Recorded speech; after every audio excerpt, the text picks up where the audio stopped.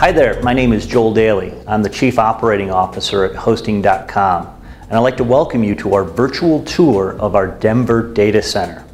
Before we go inside, I want to give you a little history behind the location and the site and why we selected it. Whenever building a data center and selecting a location for where you're going to build that data center, there's multiple criteria that's very important. But the most important ones are power, network, structural integrity, and also the location itself. The facility itself has a rich history, being originally a Model T manufacturing plant. And since it was a Model T manufacturing plant, it brings a lot of good characteristics. First and foremost is the amount of power that comes into the facility, which is probably the most important criteria whenever building and selecting a location from a data center perspective. It has around 14 megawatts of power coming into the building, which makes it one of the highest power density locations in the metropolitan area. In addition, in terms of being a manufacturing location, it's got great structural integrity, which is very important because we host a lot of equipment within the facility. Its location is in central Denver, which is ideal both from a customer perspective and an employee perspective. Now, in terms of the leadership here, each one of our facilities is run by a general manager. And at this time, I'd like to turn it over to Mike Fontaine, the general manager of Denver. Hi, welcome to Hosting.com. I'm here to give you your data center tour. You do have 24/7, 365 access to this facility. We ask that during business hours you come in and Jenny will be here and you sign in on our electronic keypad. If it's after hours, there's a phone out front that you can pick up and the NOC technicians will come out and escort you in. Next we'll go into the actual data center.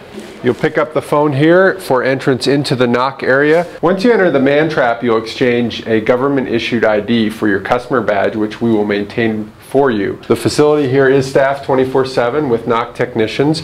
They are protected behind bulletproof glass. So once you have your customer badge, you'll scan it and then it'll look at your handprint to verify that you are indeed who you say you are and that you do have access and permission into the facility.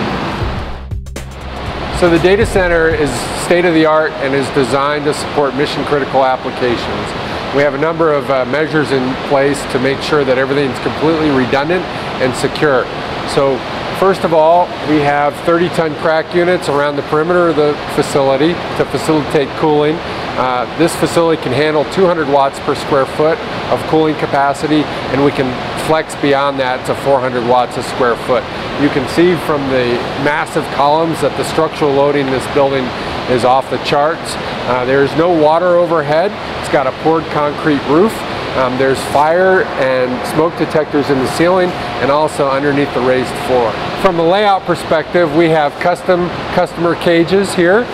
We also do cabinets for co-location. We have a number of cloud and managed services as well that are in the northwest area of the data center. This is the MDF, which is really the heart of the data center. This is where all the network comes in and comes through redundant switches, and we distribute that out to customer equipment. So we have 3 separate fiber providers with 3 separate entrances into the building right now. That's EXO, Time Warner, and Qwest. They come in those conduits. Every provider is in a separate conduit and comes in a separate entrance of the building. They travel that conduit and are all terminated here and go through our core distribution switches, as I mentioned, out to the customer cabinets. These are our 30-ton crack units that supply cooling underneath the floor. This orange pipe here is our BESDA system. That stands for Very Early Smoke Detection Apparatus. So it's designed to give us an early indication of any type of smoke. The idea is to, if there ever was anything smoldering, that we would catch that well before it became a fire.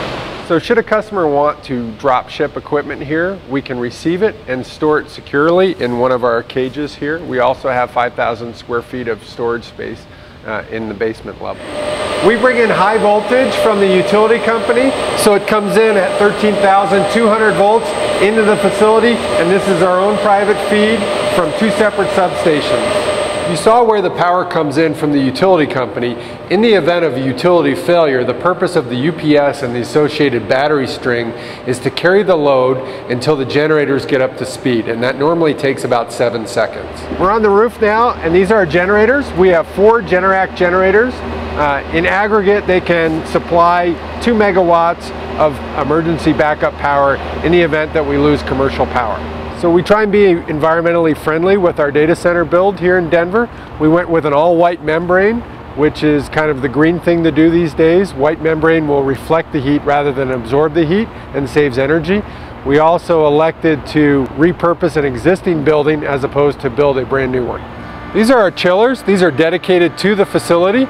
Everything we do with the data center, we do with N+1 redundancy.